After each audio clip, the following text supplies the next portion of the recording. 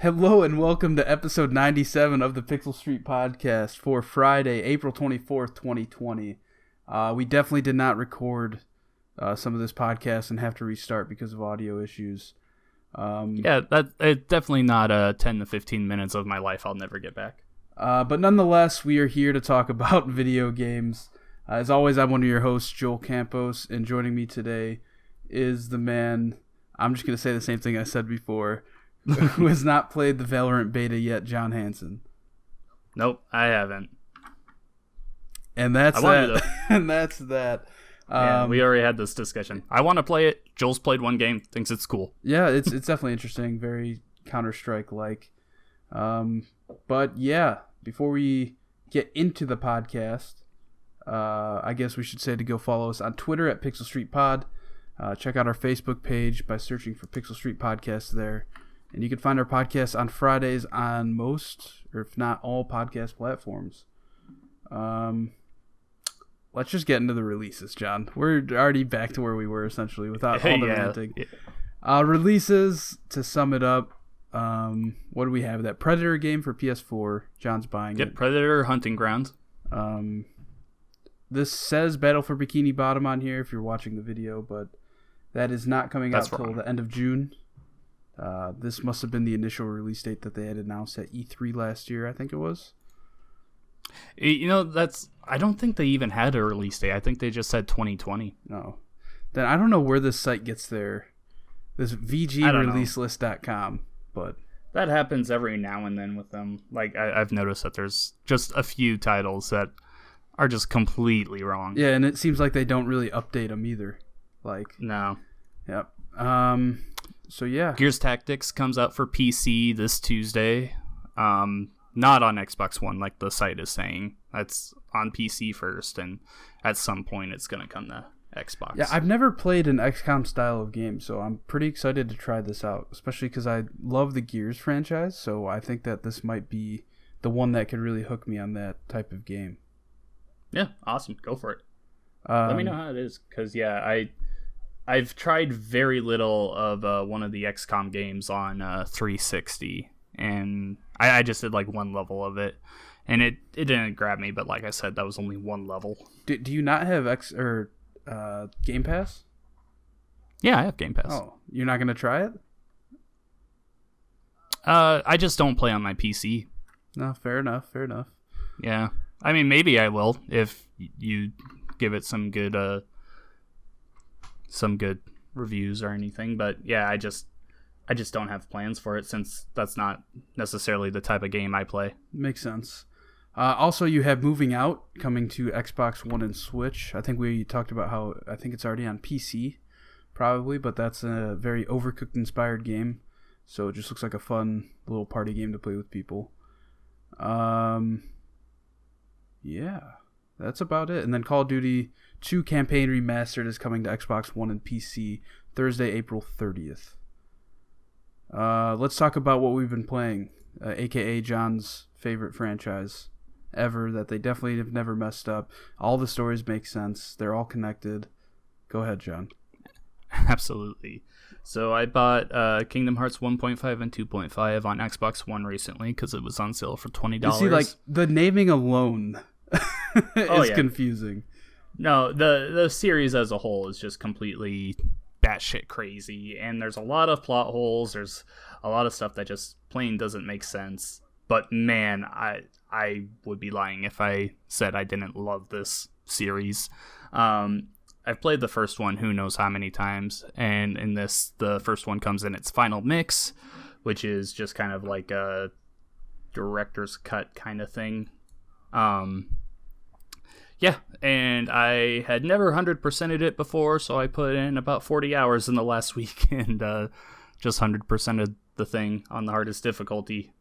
So yeah, that's what I've been doing for most of the last week, and I've been enjoying every single moment of it. You're a crazy human being. I know. I'm definitely not doing that with the rest of the games. That's just one of my favorites. Oh, you mean you're not going to do that to 2.5? Or what's isn't there one that has chains in the name or something like that? Rechain of Memories. Yeah, that's the next one, and that's actually probably my least favorite in the whole series because the combat is based on what cards you're drawing, and it's just awful. It was a Game Boy game that they tried making into a console release, and it's not good. I mean, it makes sense that they would release it though, because you know what I mean. Like people, are not gonna buy it on a handheld system anymore. Oh yeah, it definitely makes sense that they made a console release because at the time, Kingdom Hearts games were so spread out everywhere. Before they all came to PS4, like I said, there was the series started out on PS2, immediately moved to Game Boy Advance. There's one title, Birth by Sleep, that at release was only available on the PSP. There's a game that was only available on the 3DS. So yeah, they were just all over the place. Oh, and even one that was only available on the regular DS. So yeah, the releases for them were just completely scattered. Yeah, it sounds like a mess. But at least you have them all now in one place. In the place you like playing most, right? On Xbox. Mm-hmm. Yeah. Anything else you want to talk about for Kingdom Hearts?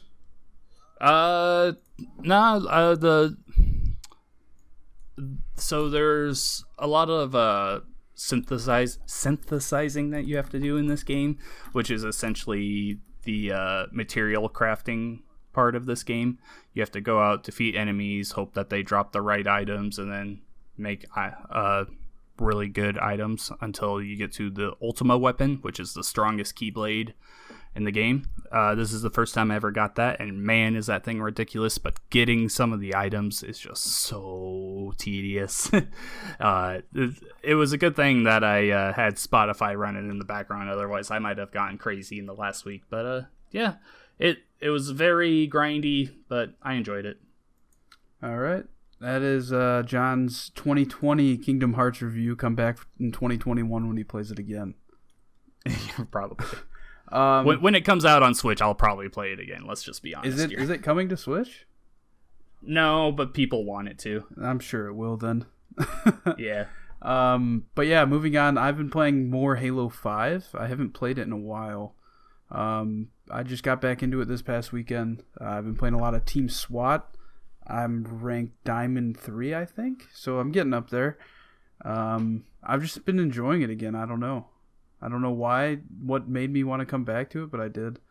I mainly re-downloaded it because yesterday was a friend's birthday, and we all met on Halo and played custom games for a few hours for her birthday, so it was pretty fun.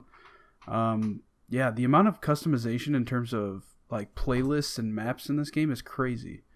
Like, we were playing custom games that were like, it was like sumo wrestling for one of them.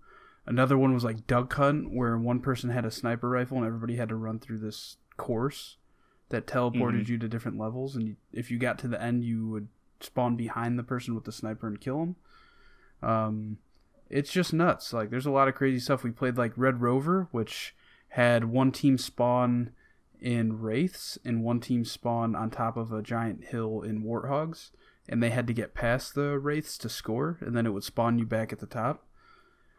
It's just, people have done crazy stuff in this game in terms of like the Forge and the playlist creation, so there's a lot going on. And they even have a lot of Forge maps in like the ranked playlist, which I was surprised by, because last time I played, I don't remember them being there. So there was a lot of new maps that I had no idea how to play, so I just got destroyed essentially on them. Yeah, that's cool though. Yeah, but I'm enjoying playing it again. And I have a Spartan company, so I hit the dude up like a few months ago because I wanted to get back into it. So we were going for the Achilles armor and helmet, which is like the hardest helmet and armor in the game. You like your Spartan company, which is essentially your clan. You have to do like all the kill commendations up to and including tier 5. And so when you do up to and including tier 3, you get the armor. And when you do 5, you get the helmet. And it's just really hard to get all that because it's a lot of coordination in terms of like getting kill commendations. And this clan has essentially been inactive for like 3 years. So I contacted the dude a few months ago, and he finally got back to me like 2 days ago. and he made me a lieutenant in it so I could add people. So if you play Halo 5 or want the Achilles helmet and listen to this, hit me up and I'll add you, because we just need bodies essentially that are going to play the game so that we can get that. But it's like really rare to get, and I don't think I've seen anybody online, at least from recent memory, that has had that helmet. I have the armor already, I just don't have the helmet. But we're getting there. We're like tier 5 and 4 for most commendations. Just a matter of finishing it up. But it's something I definitely could not do alone. But yeah, I've been enjoying it a lot. Happy to be back in Halo. I'm excited for Halo Infinite. I can't wait until we get more info on that. Yeah, same.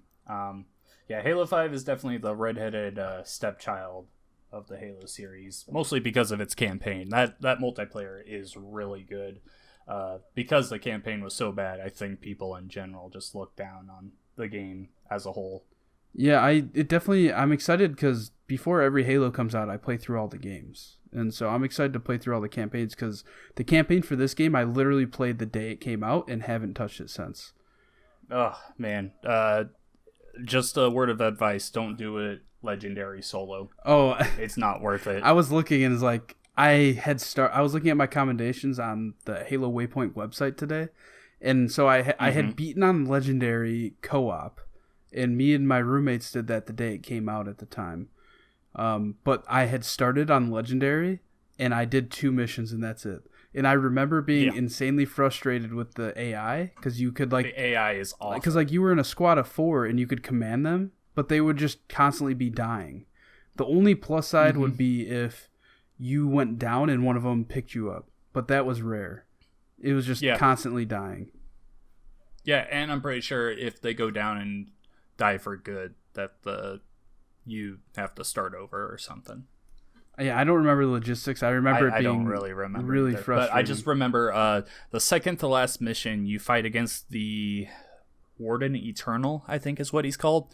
But you have to fight against like 3 of him at one time, and he has so many moves that will one-hit down you when you're on Legendary. So I remember playing that. I did solo Legendary. That mission itself probably took me about 3 or 4 hours to beat, and it just was a matter of me getting lucky with him not killing the AI, because they would just randomly walk out in the open and get hit. Yeah. It was awful. Yeah, hopefully they change that in the new game, which I'm sure they will, because I think that I would be surprised if they even have AI in there. I would think it'd be back to just solo chief. Yeah, or if there are AI, it's not something that... You know what I mean? The fact that there were 4 AI made it feel like that campaign was scaled as if you had 4 players. Yeah. If that makes any sense. Yeah, they were trying to go for like a Left 4 Dead kind of thing, but the balancing just was not there. Yeah. It wasn't scaled down to be like you're playing solo with AI. It was balanced to be more so like you're playing with 3 other people. Mm-hmm. But yeah, I'm excited for whatever Halo Infinite has to offer. I don't know, man. I feel like we got to be coming up on something soon. I know that there were reports that Microsoft was going to do a deep dive in this kind of stuff with Series X and maybe some games like Halo in May, but I guess we'll see.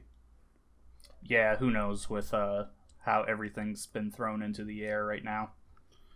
Who knows? What else have you been playing, John?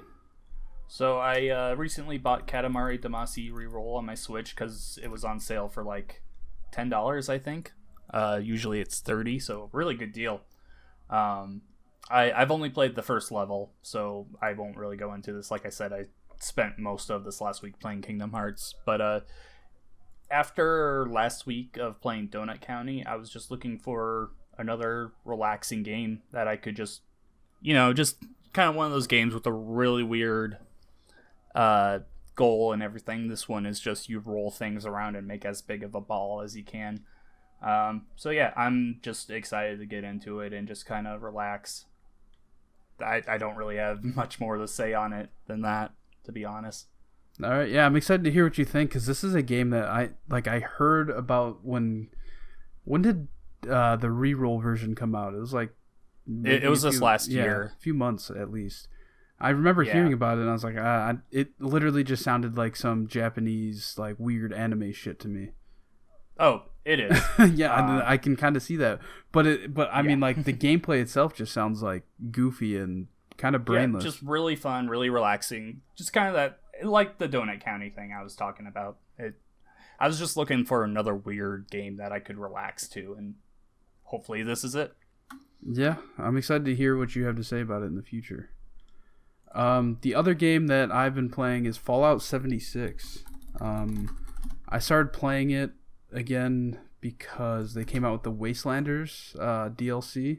Well, it's not really DLC. It's like, I guess it's DLC. An update. Yeah, just an update because it's a free. You don't have to pay for it, right? Yeah, no, it's free. Then yeah, it's just an update. And this is the update that added NPCs to the game, which I know a lot of people were excited for because that's, you know, the one thing differentiating this from just regular Fallout is the fact that there were no NPCs. But so far it's kind of weird, I guess. Like, I started the main quest and was doing that, and it would just seem like a normal Fallout quest, you know, go out, kill some stuff, grab something, you know, go here, kill some stuff, whatever. But then, so they added the fact that you can have a companion in this update. And so I think they added it in this update. I'm not sure. I haven't played it in so long.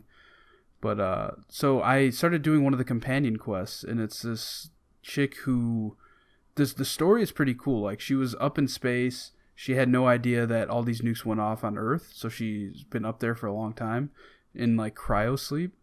And she just crashed on Earth, and you have to, you know, help her like get healthy again because she's, like, messed up essentially from the crash. So that aspect was cool. The downside is that in order to finish her quest line to get her as a companion, you literally have to do like 35 fetch quests. Oh boy, and so it sounds like more Fallout 76. Yeah, it's just so annoying because, like, it's like, here, go here and get me, I don't know, this medication. And so I would fast travel literally to somewhere I've already been, so it's just easy to fast travel there. And it'll spawn me either outside the front door or inside the building. And I kill like 4 enemies and I run upstairs and grab it.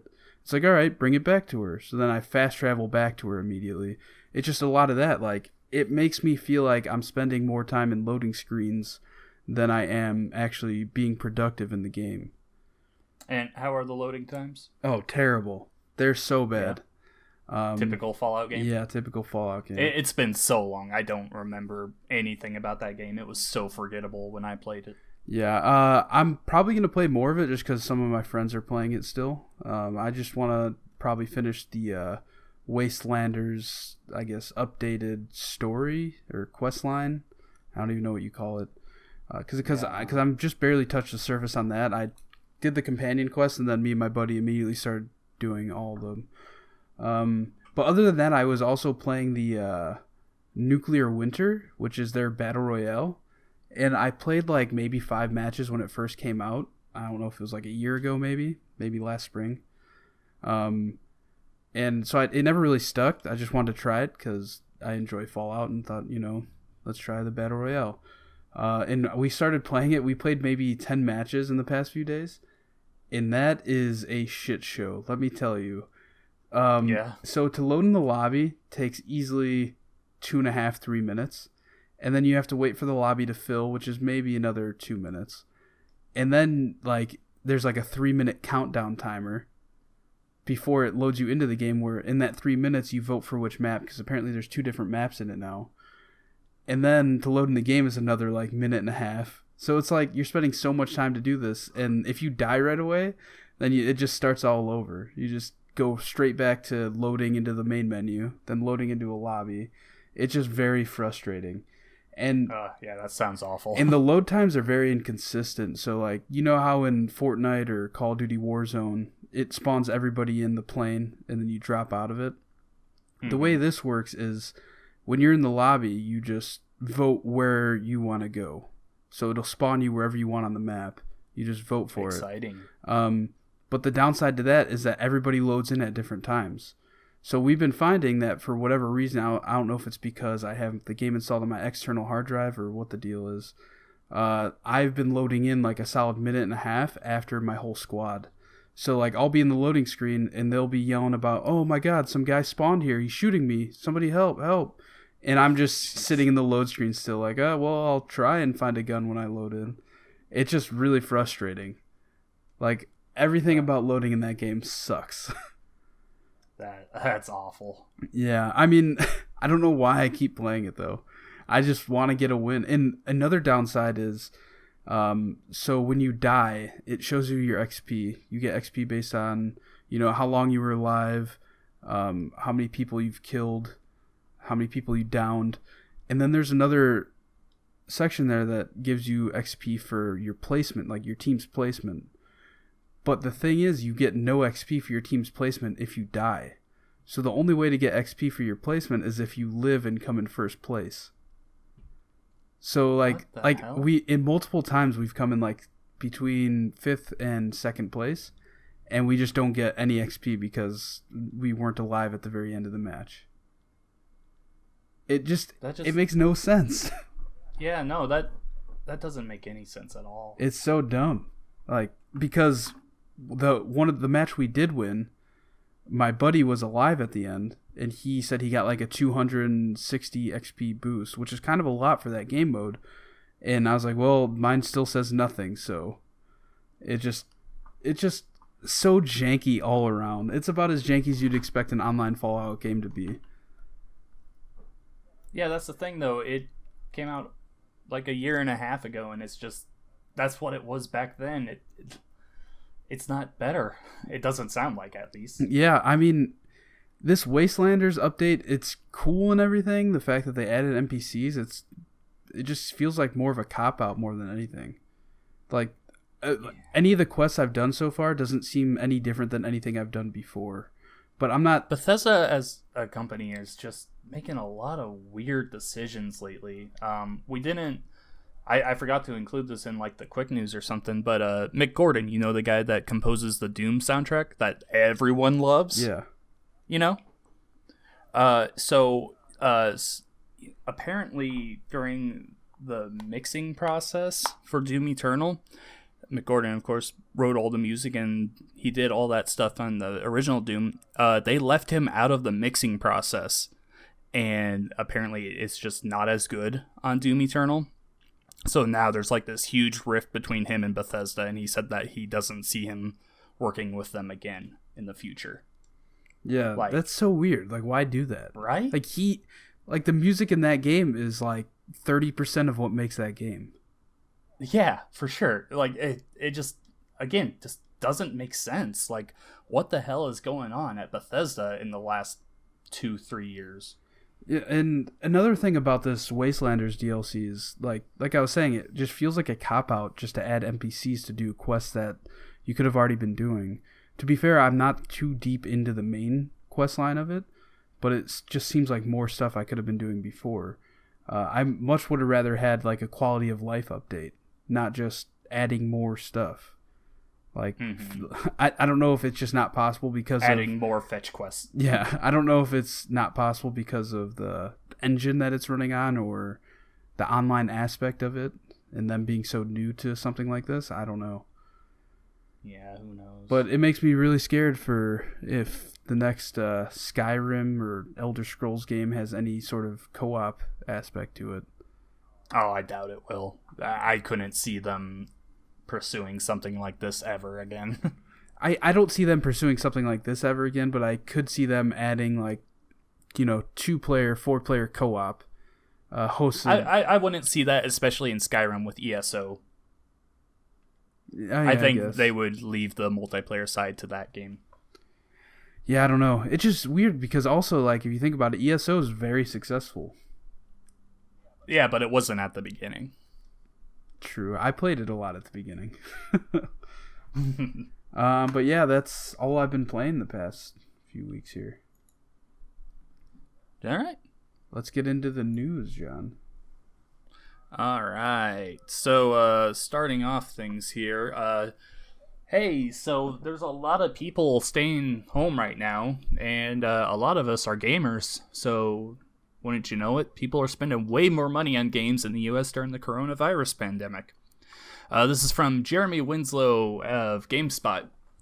The NPD Group has revealed some new statistics about the video game industry, concluding that spending on accessories, hardware, and software in March 2020 has increased by 35% in the past year. This brings the total revenue up to $1.6 billion, the most spent on video games in a March month since March 2008's $1.8 billion.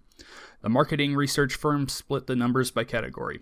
Software sales grew by 34% in March 2020 to $739 million when compared to last year. The NPD Group acknowledged that this is another milestone for a March month since March 2011's $787 million. What was happening in March of 2011? Or what about March 2008? Yeah. Okay, whatever. However, the company said that 2020's first quarter software spending fell by 8% to $1.4 billion. Hardware sales paint a similar picture, with spending on consoles growing by 63% to $461 million. According to the NPD Group, Nintendo Switch sales more than doubled when compared to last year, setting an all-time record high for March 2020 and besting the previous record set in the system's launch month. Meanwhile, PS4 and Xbox One sales grew by more than 25%, with first quarter console spending increasing by 2% to $773 million.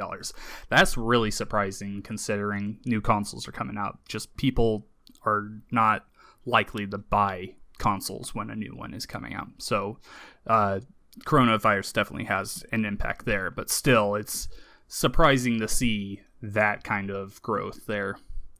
Accessories and game cards saw an uptick as well, increasing by 12%. March 2020 saw a record high for accessories and gamepads, with both the Nintendo Switch Pro controller becoming the best-selling individual gamepad and the DualShock 4 generating an all-time single-platform high for gamepad spending in a March month. Headset sales also set a new record. Turtle Beach's Ear Force Stealth 600 wireless headset for Xbox One became the best-selling headset/headphone in both March and the first quarter. Despite the uptick in sales, however, year-to-date spending on video games declined by 3% to $905 million, and year-to-date spending across gaming accessories, hardware, and software totaled to $3 billion, declining 4% when compared to last year. In addition to these statistics, the NPD Group also disclosed that March 2020's best-selling games in the U.S., really big surprise here, it was Animal Crossing, which was also... it like set a record for the most digital games sold in a month ever. Call of Duty Modern Warfare is 2020's bestseller game to date, though it didn't make the list since it launched on April 10th. Final Fantasy VII Remake sold exceptionally well in just 3 days, despite being on a single platform. So yeah, lots of huge numbers in there. Yeah, a lot of people spending their stimulus checks on video games. Yeah, no doubt. Not gonna lie, I'm one of them. I've probably bought about 15 games since this all started. So, yeah, you were saying last week you were going on a spending spree. Yeah, buying discounted games. More gaming companies are being cool, and they're putting some really nice sales out there lately. Part of that was the spring sale, but I've also seen like Ubisoft is doing all they can to like put out free games or just cheaper games for people to play. So it's really nice to see that. Hopefully more companies follow that kind of thinking. And honestly, I'm sure they will. Oh yeah, for sure. It's definitely like great publicity too, if nothing else. It's a win-win for them. They're getting sales and they're getting just like consumer-friendly approach thing. Yep. Moving on, this next article comes from Matt Kim at IGN. The title reads, Nintendo is investigating reports of unauthorized account breaches. Nintendo says it is investigating the recent uptick in unauthorized access attempts on people's Nintendo accounts. The company is also urging Nintendo account owners to enable two-factor verification for added security. We are unaware of reports of unauthorized access. We are aware of reports of unauthorized access to some Nintendo accounts, and we are investigating the situation, Nintendo of America told IGN in a statement. Nintendo also shared links to its FAQ to enabling two-step verification and its official support page. In recent weeks, Nintendo Switch owners have shared unauthorized attempts at accessing their accounts. Some have shared on social media sites that they've received emails from Nintendo notifying them that someone has attempted to log into their account. Nintendo shares where the login attempts come from, and some IGN staffers have reported attempted access from hackers in China and the US. Others report that their accounts were successfully breached and that the PayPal account tied to their Nintendo account has been used to purchase Fortnite V-Bucks. Two-step verification is a quick safety precaution users can enable. The process requires Google's free Authenticator app for iOS and Android. It's unclear exactly how hackers are gaining access to Nintendo accounts or why there's a surge at this time. However, we recommend users activate two-step verification if they haven't done so already. Yes, this is kind of just a PSA to, make sure your shit's locked down.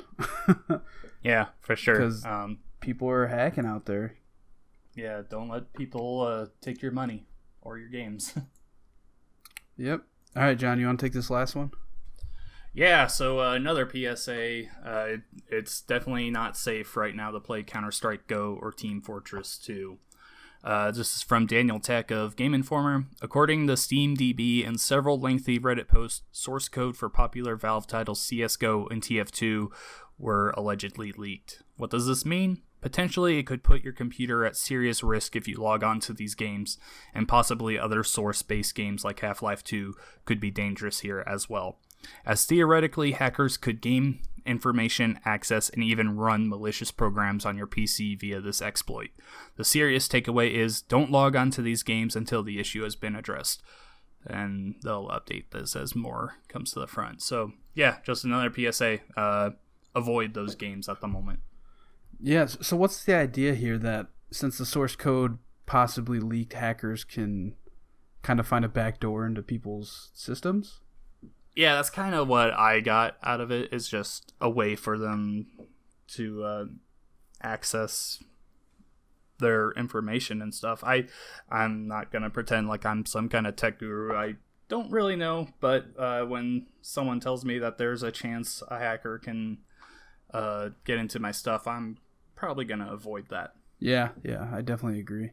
And the downside to this too is that I've seen a lot of people been playing Counter-Strike Go lately because they can't get into the Valorant beta, and they kind of just want to play something similar. So yeah, hopefully they get this figured out ASAP. Oh yeah, for sure. All right, moving on. We have some quick news here that John put together. PAX West is still scheduled for September despite coronavirus. I'm gonna go ahead and say it. This is dumb.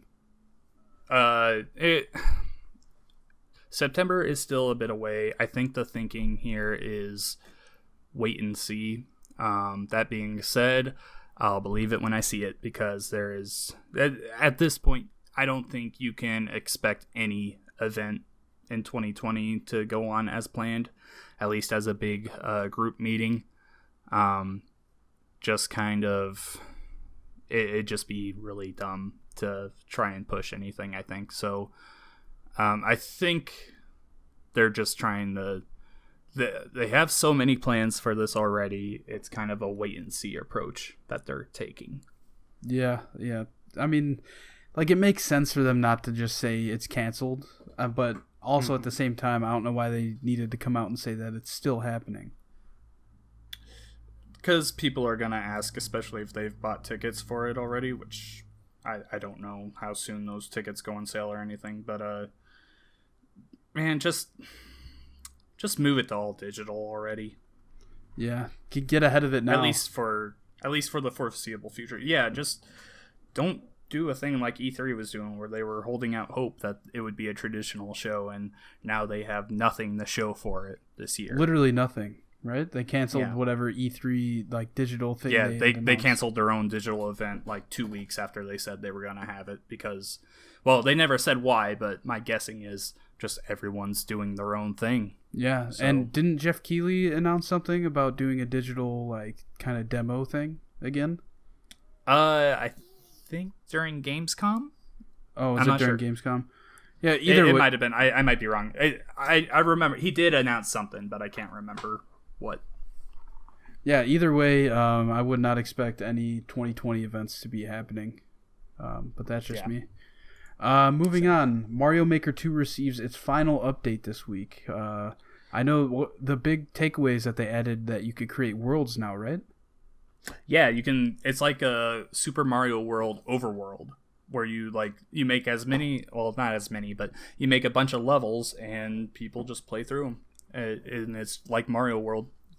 So that's a really cool update. The update in general is actually really awesome. Sorry. They added the Mario 2 mushroom that makes you the Super Mario Brothers 2 guy, where you can pick up things and throw them. They added in all 8 of the Koopalings. So that's, besides Bowser Jr., it's like Iggy, Wendy, all the other guys. The guys that originally debuted in Super Mario Brothers 3. They're all there, and you can make like big boss fights against like all 8 of them at one time. So there's a lot of cool stuff that they added here. But the big thing is that they were very upfront about this being the final update for Mario Maker 2, which is, I don't know, man. I know the game hasn't done as well like publicly as the first Mario Maker did, but I didn't think it was that bad. Like, I would expect more support for this game. It hasn't even been a year since it released. Yeah, when did it come out? June last year? Yeah, last June. And I haven't checked lately, but the last time I checked, their online mode is still just completely awful. So don't expect that to get any better anytime soon. I mean, don't really expect that anyway because it's Nintendo, but still, like, I don't know. That's just really... This is like only the second or third update, too. There was that Zelda update. Yeah, that was kind of a minor October one, though, or November. What? That was kind of a minor update, though, wasn't it?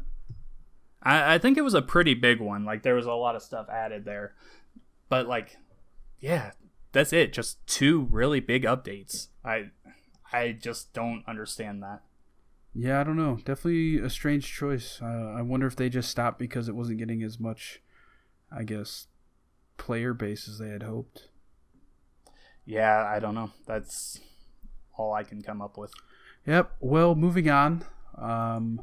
Call of Duty Warzone console players are opting out of crossplay due to PC hackers. I've been seeing this on Twitter like every day now.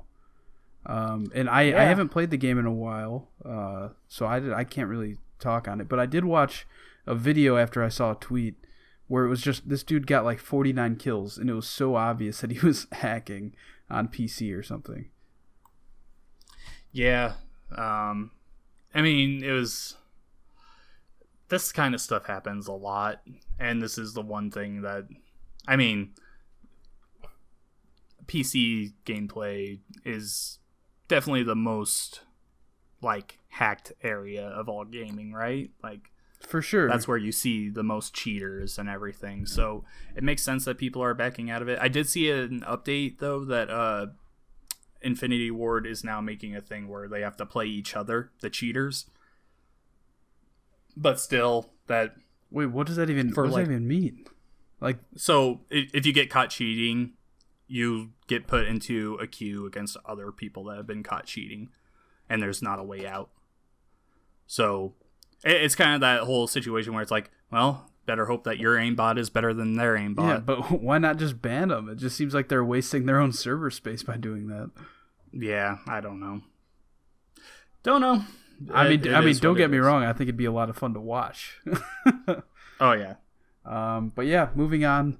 The last quick news article we have here. Another ending on a sad note again. The original Resident Evil 2 Leon Kennedy? Leon. Voice actor Paul Haddad has died. Yeah, there wasn't a cause of death given, so we don't know if it was coronavirus or any other thing. I want to say he was in his 50s, and he was actually working on there's a company making some kind of like Resident Evil inspired game, I can't remember what it's called at the moment, but he was supposed to appear in it. And they were the ones that were they came out and said that he had passed. So, sad news. We don't know the cause, but rest in peace. Yep, very sad. John, do you have a topic of the show? Because I do not. Man, I really don't know. There's just... we could talk about literally anything, and I have nothing at the moment. Yeah, neither do I. I guess we'll just end. Why not? Yeah, I got nothing. Hit us up on Twitter at Pixel Street Pod and let us know if there's absolutely anything you want to hear us talk about. We'll do it. Literally anything. Send us pictures of your Animal Crossing something, and we will rate it. Yeah, give us an island tour. Yeah, give us a quick island tour in the 10-second video the Switch lets you record. 30-second, whatever, and we will rate it. Let's do it. Let's make it happen. But yeah, this has been episode 97 of the Pixel Street Podcast for Friday, April 24th, 2020. Tweet at us at Pixel Street Pod. We want to see your Animal Crossing builds. We will rate those. Send us an email at pixelstreetpodcast@gmail.com. Follow us on Facebook by searching for Pixel Street Podcast there if you are a boomer. My name is Joel Campos. You can find me on Twitter at Campos63. And I've been streaming a lot on Mixer, mixer.com/Campos63, so you can check me out there. John, where are you at on them interwebs? On Twitter, I am at RevXShadows. You can see most of my, more of the writing that I'm really proud of. But you can check me out on GamePer.com. That is probably the main site I'm writing for at the moment. I do a lot of guide writing, feature writing. I did cover an interview with Way Forward a couple of months ago, so you can check that out as well. Otherwise, on Mixer, I'm just RevXShadows again. Check us out sometime this weekend. I think me and Joel are going to be streaming some Predator hunting. Yeah, I'm definitely I think down. that game looks fun. I'm definitely down for that.